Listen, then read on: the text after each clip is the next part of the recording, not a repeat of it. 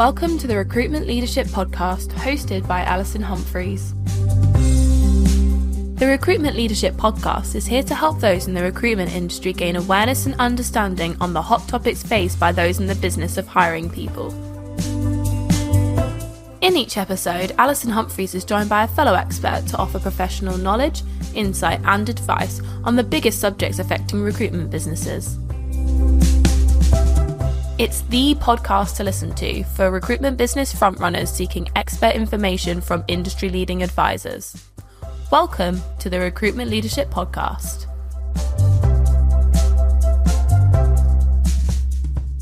Hello and welcome to this very special episode of the Recruitment Leadership Podcast. Today, your usual host is in the hot seat, and instead I'll be your host for this episode. My name is Zoe, and I'll be interviewing Alison Humphries of Recruitment Leadership on a very exciting project that she's been working on, as well as having a bit of a look back over the year of 2025 to see how that's been for recruitment and an outlook into 2026 as well.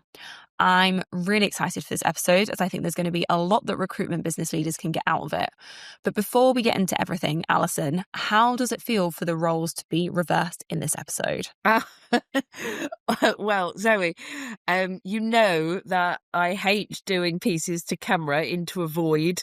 So actually, I'm really glad to be able to talk to you about this rather than talking to nobody. And go ahead, grill. Perfect. That's what we love to hear. So just getting things started, obviously, one of the things we're going to be looking at in this episode is a bit of a reflection back on the year. Many recruitment leaders look back at this time and think, did we do well this year, or were we just keeping up? Were we just keeping our heads above the water? So do you want to have a little bit of a moment just to talk about how you think 2025 has been for recruitment, both in the sense of the broader market and potentially what you've seen with clients as well? Look, I don't think I'm saying anything new. I know very few recruitment businesses that haven't found 2025 an extremely challenging year for all the macroeconomic reasons that we're all well aware of. And also because of declining confidence in our traditional client communities. So as an industry, recruiters are very action-oriented. We're very optimistic. And so there is a tendency to say, hey, let's just put it behind us and focus on next year. And I think that a bit of reflection is really, really valuable. You know, rather than just moving on, true learning does involve reflection. And it's really helpful if that reflection isn't just internally referenced, you know, so that we're not saying, oh, that we didn't do very well there, but we understand, you know, because such and such was having a terrible time or whatever.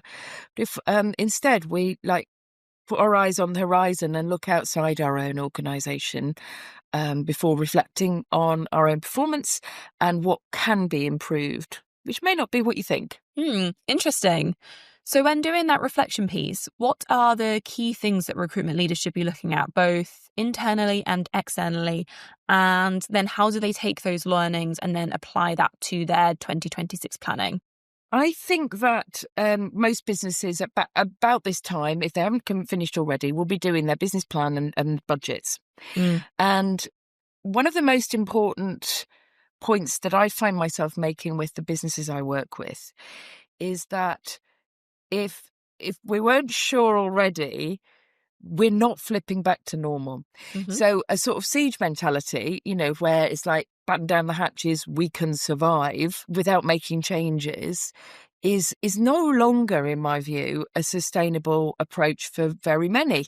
I think we have to look at making real differences, not just tweaks, but in some cases I'm talking about fundamental changes to our pricing model and the products and services we offer and how we deliver those. So being really open to other ideas is a very important part of that and should be informing people's planning if they've got the available information. That makes a lot of sense. And I think that will make a lot of sense to recruitment business leaders out there as well, in terms of some of those challenges that people have faced this year.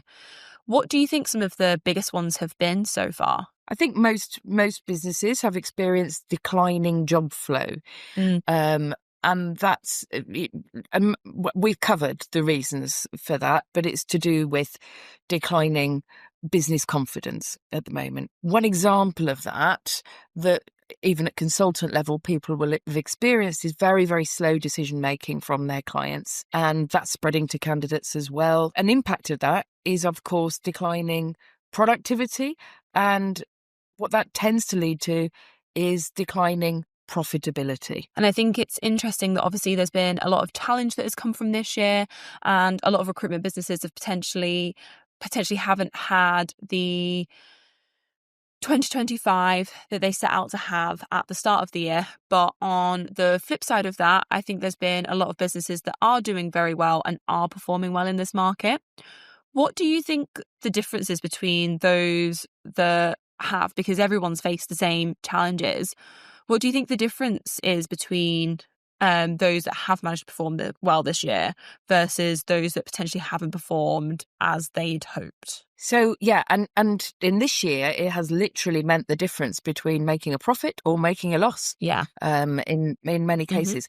Look, to be absolutely honest with you, there is a sector factor here. Even the IT sector, which has been very resilient in previous downturns, has been affected. But I do know a couple of sectors that have been untouched. And everyone's thinking, oh, what's that? Can I get into it? They have quite high barriers to entry. The second thing, if I could sum it up, it's about reading the signs on the walls long term. So, as most recruitment businesses I know, we are like absolutely on measuring job-related, fee-related KPIs and monitoring them constantly. How many new jobs have you registered? How many interviews have you arranged? How many offers have you had? How many acceptances? And you might say, well, that's what pays the bills, isn't it? So it's kind of logical that the industry has developed that way. But I think one of the differences that has made the difference between, surviving or really performing is where business leaders have focused on the bigger shifts. Yeah. So what do I mean by that? I think, a lot of people didn't realise to what extent their time to fill had expanded. And I certainly know plenty who didn't really see the decline in jobs until it was established. So, it's now been in excess of 3 years. Yet lots of people weren't looking at that. They were looking more at, okay, like what's in our pipeline? What are we going to invoice on this month? Therefore, people haven't necessarily adjusted what they're doing sooner, which I can go into a bit more detail. But reading the signs, the long-term signs about what's on the writing on the wall, is been quite a big differentiator, and taking action before others. And of course, dare I say it, of course, there is the whole AI revolution. And yeah, just like any other major change in the industry, when it first began to have an impact, you got a contingent that were firmly arms folded. No, it'll never happen. It'll never change anything in the industry. Well, the truth is, if you can't make yourself more efficient through AI, then, you're not going to be around for a very long time because other people will. It's where you apply it, I guess, and how effectively you build it into your operating processes that has made a difference. Yeah, I think that's really interesting as well. I think that the piece you said about, looking kind of, I guess, month to month at those short-term numbers versus that kind of tying a little bit into what you said at the start, actually looking back at the broader view of things, taking the bigger picture rather than just focusing on those individual details. I think that's really interesting. And I think on AI as well, do you think there's any kind of specific metrics in terms of efficiency because as you mentioned at the start as well, that kind of productivity is dipping down, whereas AI is meant to be making us a lot more productive. Are there any key indicators that you see in recruitment businesses where efficiencies would potentially or should be made? Well, look, to be really honest, I am not aware of anybody having measured actual cash ROI on their AI investment. However, there are real-time indicators. For example, that where AI is being deployed to do searches and outreach, where AI is being employed, with some of those high volume sectors, it's being employed to do really good and highly acceptable first level screening of candidates. And the whole, content generation piece, obviously. Now, by real time indicators, I mean, saving time and, doing parts of the process quicker. In theory, that should lead to us being able to go out and work more opportunities, or other forms of working with clients. But because of the market, that hasn't always been possible in the zone that people are familiar with. So I think that's why we don't have the hard cash ROI data yet. But frankly, if you're not as efficient as you can be in terms of your fulfillment on roles, you are going to get beaten to it. Yeah, I think that makes, again, a lot of sense. And I think that, this is the perfect time for people to be making those changes. And I guess then where if people, when the market does pick up, or if people do look to diversify into other sectors or other offerings, if they've already got really solid bones and that efficiency nailed down, then obviously they can reap the reward in that sense as well. Yeah. And, when I look back at my decades in the industry, we haven't really been very focused on efficiency, as in fulfillment in short time at low cost, because the focus has all been on, ta-da, I got a fee. And, I know businesses where they pride themselves on being the recruiter who will carry on working a job forever.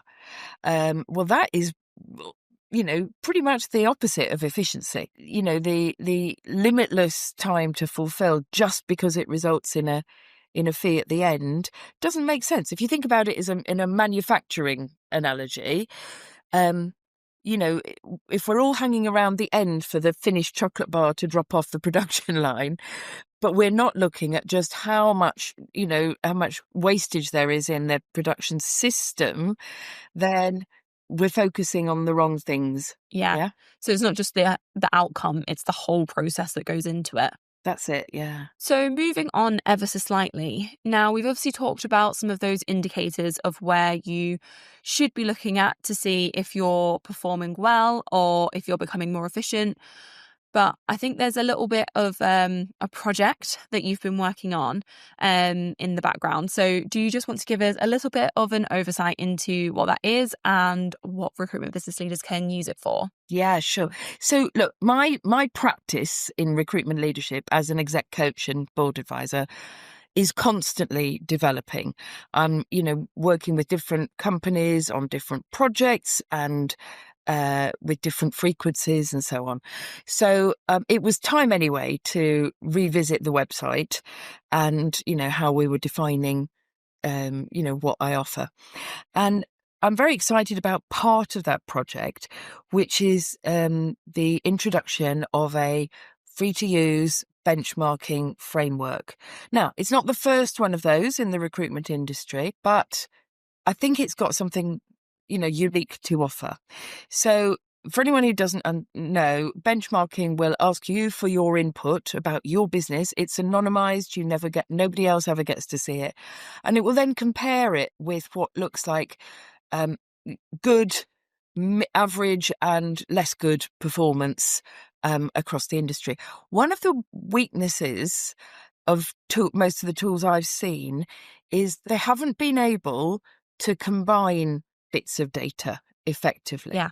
So, for example, if you were asking a recruitment business, well, how much do you spend on organic and non-organic candidate generation? Mm-hmm. It's perfectly legitimate that a new startup business is going to probably be spending more on that than one that's been operating for 15 years. Yeah, which has an established database and network and reputation. So factors like the size, how long the business has been established, and yes, the sector they work in, all impact how your answer to the various questions is ragged, isn't put into red, amber, or green responses. So, as you'd expect, green says, you go, guys, you're doing spectacularly well. Amber says, let's have a closer look. Let's see how we can make things more consistent or tighten it up. And red, obviously, is this is a problem and it can't go on. So, yeah, that's why I'm really excited, as I think it's nuanced enough as a tool for people to avoid the two traps that I see. And look, this is human nature. When we get data back that says there are areas of our performance that are not optimal, and it doesn't matter what data you're talking about. It can be from your fitness tracker to your profit and loss account. We have an instinctive human reaction to do one of two things. Number one is to say, right, well, that data must be questionable. Yeah, that data must have been massaged by everyone else who's filled in this survey. There is zero reason to do that. And, and I understand why people want to do that, because it stops them from having to really look at their own performance. The other response that I hear a lot in recruitment is, well, it's because they don't understand our sector. Well, the way that we've built the model, and I have worked across every sector you could name, from offshore crew to finance directors, and every model of delivery. So from, spot contingent, retain, temp, contract, statement of works, RPO, done it all, and additional services that maybe don't quite fit the mold, like learning and development being offered to recruitment clients. So it's nuanced enough. And I think it's really worth the investment of time to use this free tool and then see, okay, well, where do we want to go from there? Yeah, I think that's really interesting. I think when you first started giving the first part of the explanation, the word that popped into my head was nuanced. So I think that really summarizes it nicely. That gives that picture, that balanced overview of where recruitment business leaders are performing well, or maybe not performing as well, where the business is healthy, and maybe where it could be a little bit healthier. In terms of what typically pushes people into a red, amber, or green category, are there any things that you tend to see as indicators of, this is the sort of business that does tend to get pushed into any of those categories? There are a couple of characteristics that might make the difference between the red and the green. Mm-hmm. Yeah. Obviously, unsurprisingly, the calibre of leadership is one of them. And by the calibre of leadership, I mean, first of all, people who look at inputs as well as outputs. I was talking earlier about bigger trends like job decline, rather than just measuring outputs. And they do that consistently. So that's a factor. And it obviously tends to be less effective in red businesses. The ability of recruitment businesses to understand that recruitment is not about filling jobs. I mean, it is about filling jobs, obviously. Everyone's going, what? There's a trend to be very transactional in recruitment, and even the people that are transactional don't think they are, where the focus is on what's the quickest way to fill the job? Now, that's about efficiency, you may say. So why is she criticising that now? What I'm saying is that if all our actions are single objective, then we start that cycle every day. So, for example, just take a micro behavior example. If you're an inexperienced recruiter and you have, here's a live vacancy and here's my ad response, and I've just been through it, and there's only one candidate for the job. So I will just ignore the others. They won't make it into the CRM, or if they do, I'm never going to contact them because I've got an interview arranged for that job. That, I think, illustrates what successful recruitment businesses are about, is that actually they recognize there are multiple possible objectives. They really maximize their use of data, good data, and they make sure that they get outcomes, and they're building, look, old-fashioned, I know, but they are building a network of influence that in the next week will make it easier and quicker to fill a job. So that's a second characteristic, I'd say. Yeah, interesting. I think, again, it ties into a few of the different bits and pieces that you said before around that, the whole process. But I think those, again, that aren't just looking inward or looking at one individual thing. It's, again, the bigger picture and kind of seeing all of that so that you aren't just, single outcome or single objective, and not just focusing on the outcome. It's very much, looking at your business as a whole, or looking at your process as a whole, or your market, or the whole industry, rather than that just, again, that individual element. So I think it's interesting to see that theme kind of popping up quite consistently in what you've outlined. Yeah. Can I just add one, Zoe? Yeah, go for it. I think really good quality, consistent learning and development across a whole organization is a characteristic that is associated with the most successful businesses. Now, that doesn't necessarily mean sending people on formal courses. That learning and development can be gained through really good networking groups. It can be gained through self-directed learning, or the mountain of free resources that's available on various sources now. It is about everyone from the owner down to the newest rookie recruiter, actually constantly looking at, okay, what are the skills I need now? Whether that's in, how to win new business, all the way through to how do I make AI produce ROI for my business if you're leading it?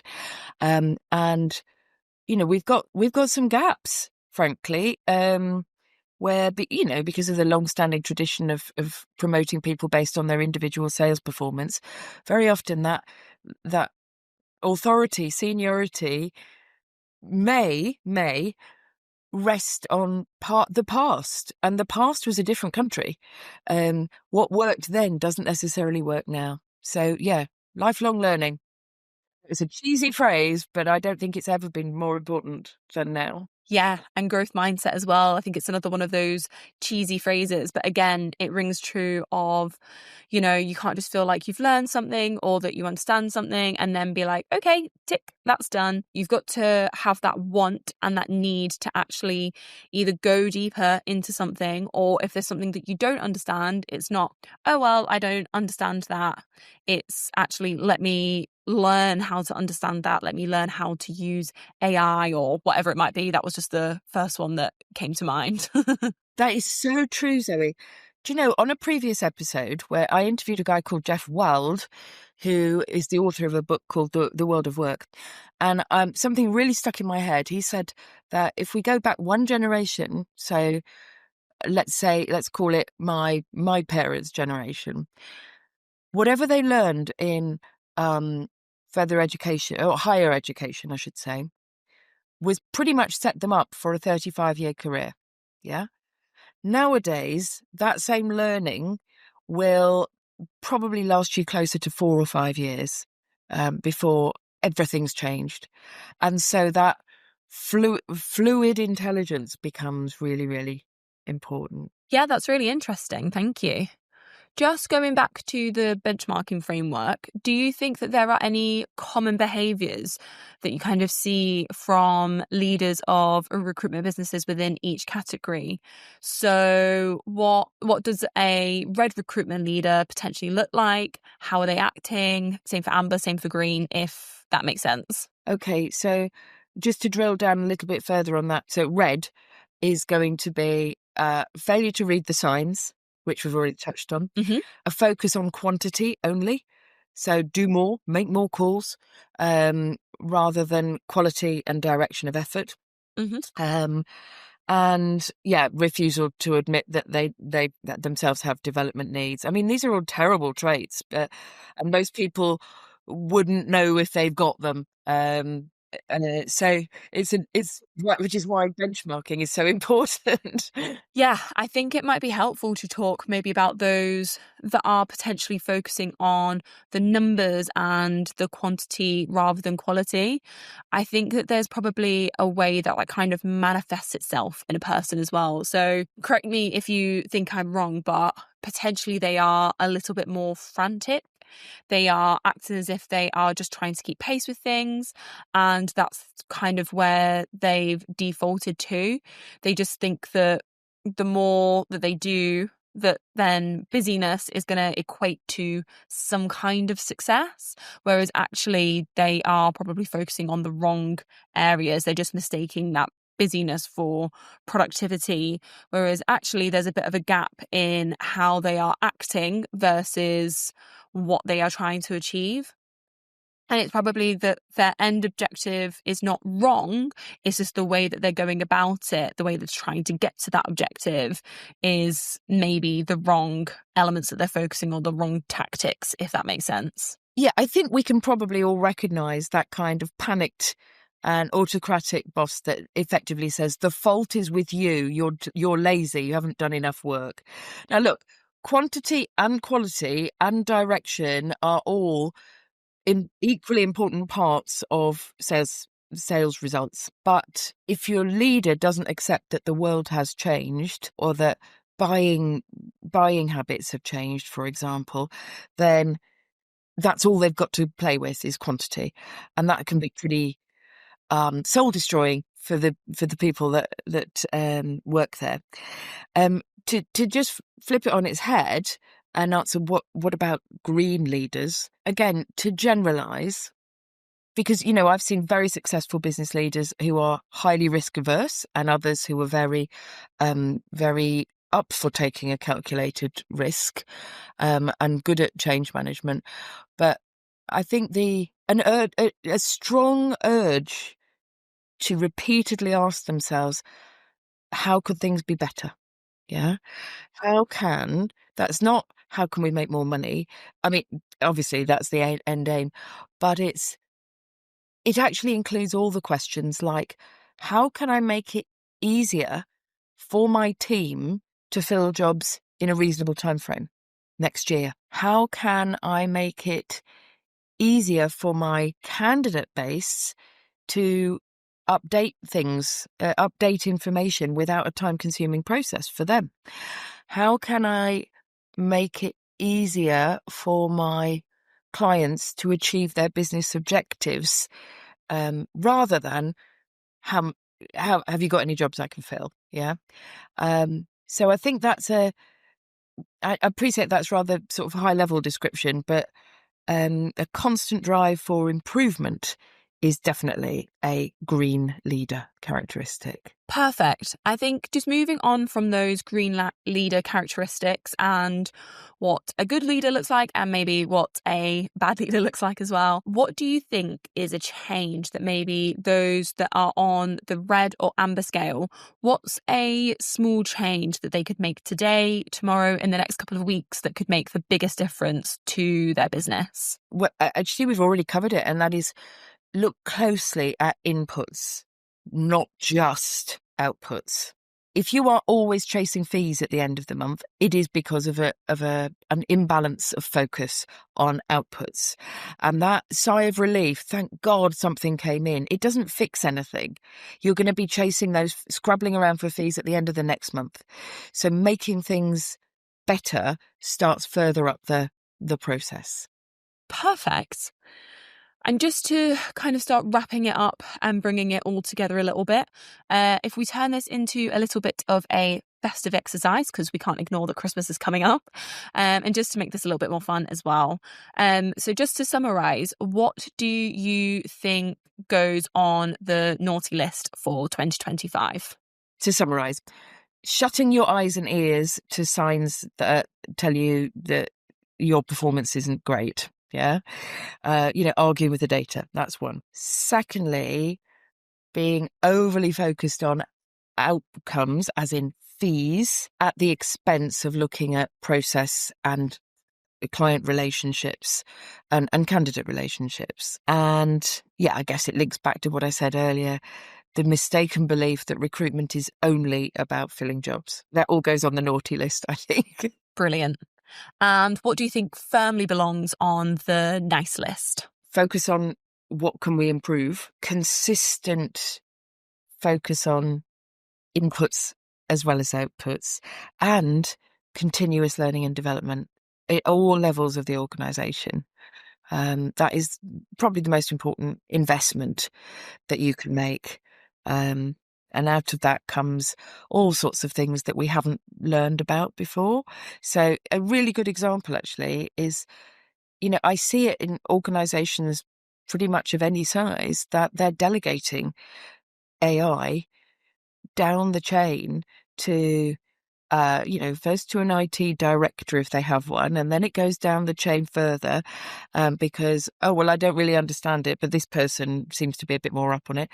And even in smaller businesses to an outsourced IT support function. And actually, business leaders need to learn this stuff firsthand. So some interesting new areas.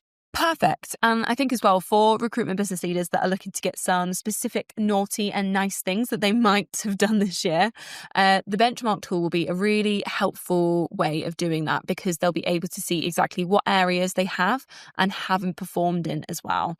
So perfect. Final note, if there was one thing that recruitment business leaders take away from this episode, what's that one nugget that you kind of want them to remember from this conversation? Really use the benchmarking tool and be open to the results. So, don't discount the data or ignore it. So I would urge people to take that, the answer the questions, share or respond to it on LinkedIn. And when you're ready, book a call with me if those conversations feel relevant and you want to explore what you can do about things. Yeah. Perfect. I think that, there's lots of insights that can be got through the tool, but sitting down and talking to you and talking through those as well. And again, that nuance piece, you really have the nuance of their business as well as being able to give them that specific advice. I think there's lots of off the shelf, out of the box things that people tend to give as advice, but obviously every leader is very different.